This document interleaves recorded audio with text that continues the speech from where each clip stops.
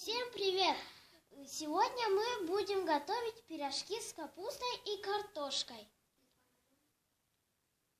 Для этого нам понадобится капуста, 2 моркови, 3 чайные ложки соли и томатная паста, 2 лука и зелень, укроп. Черный молотый перец, 1 килограмм муки, дрожжь и 5 штук картошек и 1 болгарский перец. И давайте же начнем. Еще нам понадобится 3 стакана воды и добавляем соль и немножко дрожжи.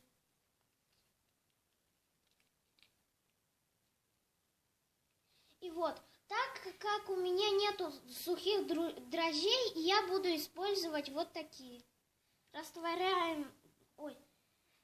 Сейчас растворяем соль.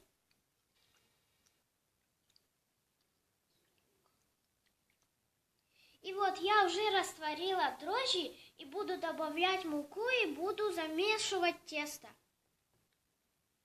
Вот я уже делаю тесто. И вот я уже сделала тесто и смазываем поверхность теста маслом.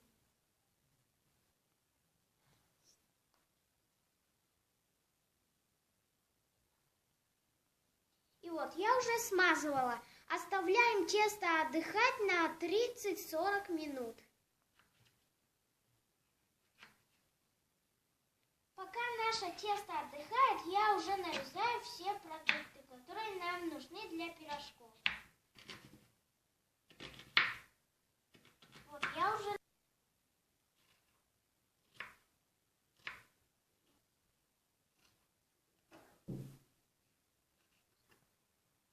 Это у нас болгарский перец красный. И вот я уже все нарезала. Это зелень, укроп, это морковка, это лук, это картошка, это красный болгарский перец. Теперь мы будем жарить сперва лук. Я перепутала, сперва нужно пожарить картошку. Вот добавляем картошку.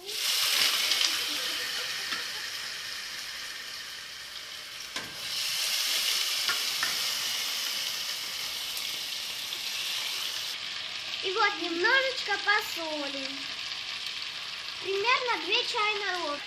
И вот я добавила соль, перемешала, и теперь закрываем крышку и оставляем до его покраснения картошки. Соль по вкусу добавляем.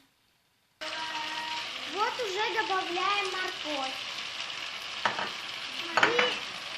И еще добавляем красный перец. И еще и лук. И перемешиваем. Вот, перемешиваем.